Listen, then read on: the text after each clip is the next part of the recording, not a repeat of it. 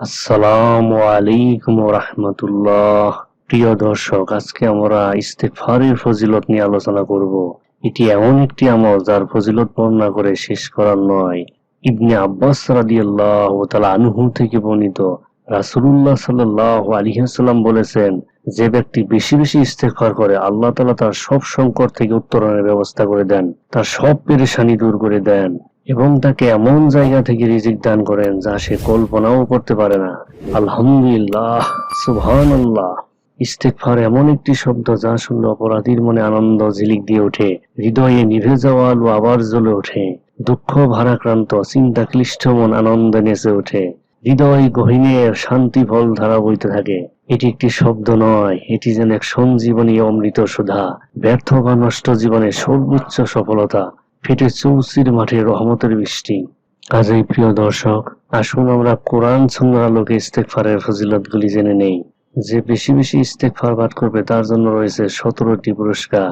বেশি বেশি ইস্তেগফার পাঠ করলে আল্লাহর সন্তুষ্টি অর্জন হয়, রিজিকের প্রশস্ততা বৃদ্ধি পায়, ইস্তেগফারে ধন সম্পদ প্রাপ্তি হয়।